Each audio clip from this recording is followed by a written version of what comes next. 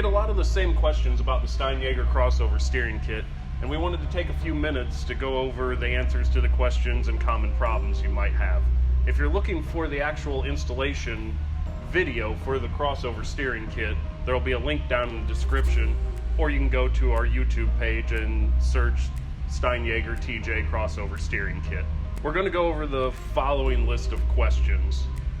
First is going to be, why does my steering flop around and how do I fix it? The next question is, why is my drag link touching my tie rod? We'll follow that up with, why do my jam nuts keep coming loose? We'll also cover if we need a drop pitman arm or not. We'll cover how to align your Jeep after you've installed your TJ Crossover Steering Kit. We'll also cover a few points on why you may have death wobble after the steering kit has been installed.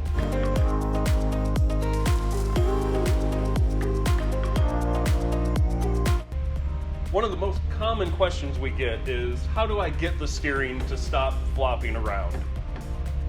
If we go over to the stock steering, you can see the stock steering moves in a similar fashion as the Steinjager Crossover Kit. This is needed for the steering to move during articulation.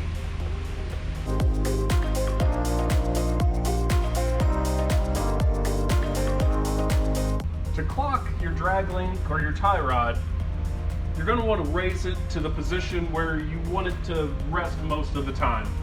Once you get it there, grab a wrench, pry bar, screwdriver, rotate that rod end all the way down in one direction and snug that jam nut up.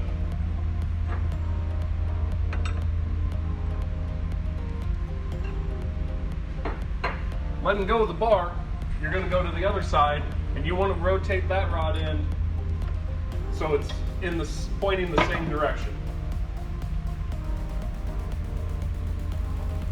Tighten up the other jam nut and make sure they're both good and snug.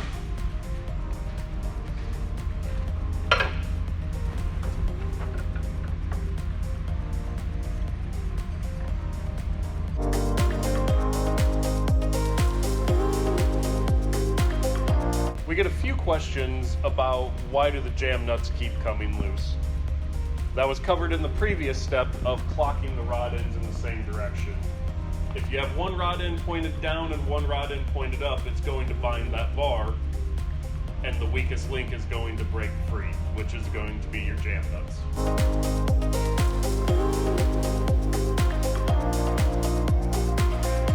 We tried to cover the most common range of lifts on Jeeps that we thought were most popular, which covers about stock to 4 inches of lift. Above that, you may need a drop pitman arm.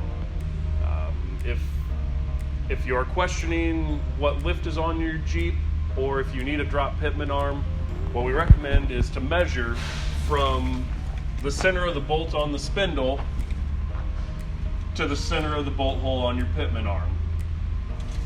36 inches is going to be about the sweet spot for the most adjustment you'll have. If you are extended past that, you will probably need to source a drop pitman arm to bring that measurement back down.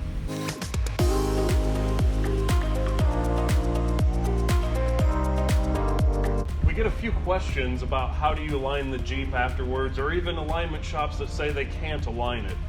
It's pretty simple, but it does involve a little more work than your factory steering setup. What you're going to have to do is you're going to have to take the nut and bolt loose, rotate the rod end half a turn, 2 turns, whatever it's going to take to get your toe in adjusted properly, along with your steering wheel angle. All of the rod ends are right-hand thread. There are no left-hand threads in our kit. That helps a couple of things out. The bars will never unscrew themselves if a jam nut comes loose.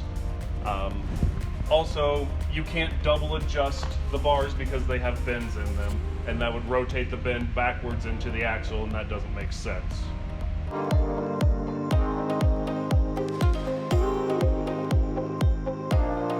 We've had a few customers call in and tell us that they've experienced death wobble after the installation of our crossover steering kit.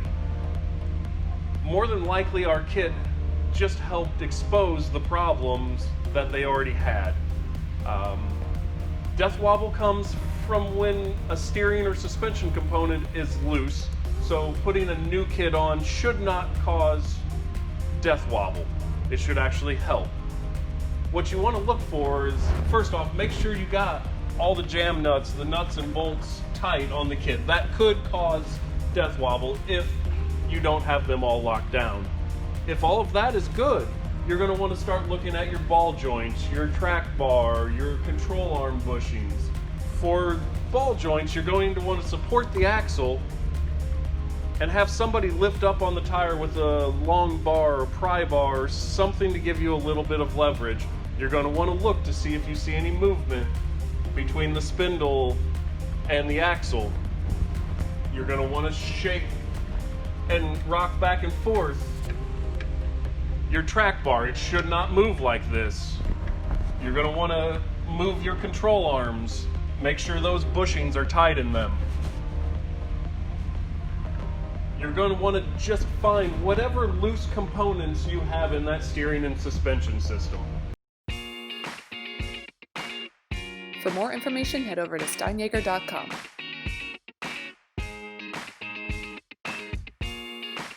Be sure to follow us on YouTube and Facebook to see more awesome stuff that we're working on. Thanks for watching.